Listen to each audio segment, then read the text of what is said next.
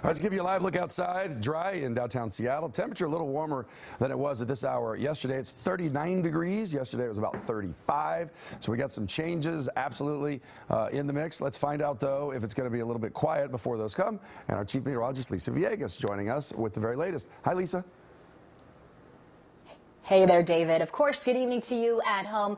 We do have a lot to prepare for coming up in the next 24 hours. But tonight, not so much. So let's take a look at the satellite and radar view right now. Still seeing some action out there. Don't get me wrong. We're also going to see some of these spotty showers kind of on and off in our forecast across parts of the South Sound, Central Sound, and along the coast. But like I said, that's going to be very spotty, not even rolling out some of that wintry mix, but mainly just the rain. So as we continue to advance, kind of deepening in across parts of the South Sound, that's where we're seeing most of the rain picking up across the area, getting more of that snow melt. So just use some caution on the roadways. That's where we're also going to expect more of that ponding developing. But as far as the thunderstorms go, like what we saw yesterday, not quite as active as what we saw. So that's the good news. And as we continue to push forward, let's talk about what we can expect with our future cast, right? So as we fast forward to around 10:30 this evening, yeah, we're going to start to see some of those spotty showers returning in our forecast with the lowlands, but they're going to be very, very light.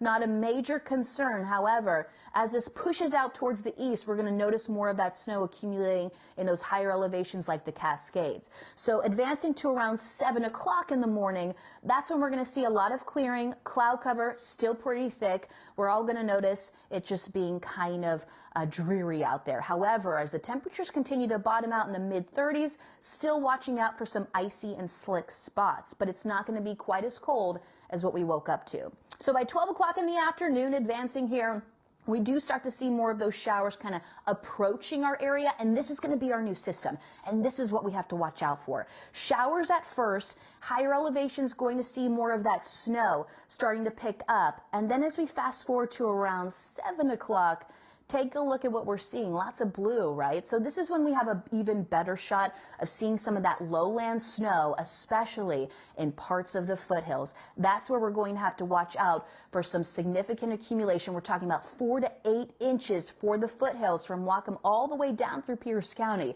So for the foothills there, we're talking about North Bend, Gold Bar. That's where we could potentially see around 4 to 8 inches of snow. So that's what we're going to want to watch out for.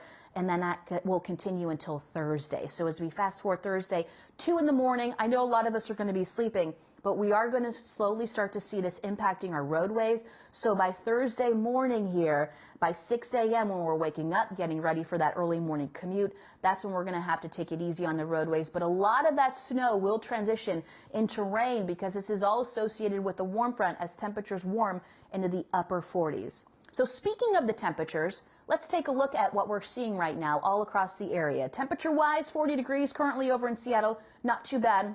A lot of that snowmelt, like I mentioned, continuing to take place. Most of those spotty showers on tap for us.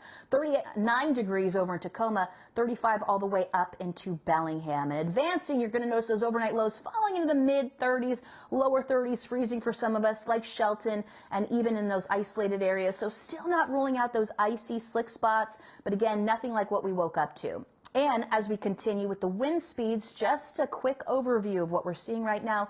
Winds are out of the south in the single digits, at least for most of us. Whidbey Island, you're seeing those gusty conditions still holding on tight for you. And advancing in our wind graphic here, you're going to notice those wind speeds, they do return by the end of Wednesday when we get ready for the new system. But I'll leave you with a look at your 7-day forecast tonight. 35 degrees for that overnight low, and tomorrow 38 for the high. We're going to get ready for that new system, which is going to give us some major concerns, especially when it comes to our mountain passes happening through Thursday morning. Significant snow accumulation there, and we're also expecting more of that accumulation, like I said, into the foothills, 4 to 8 inches of snow, not even rolling out some light flurries for the rest of us across the lowlands. So that is definitely going to be the big system headed our way there. David, Aliana.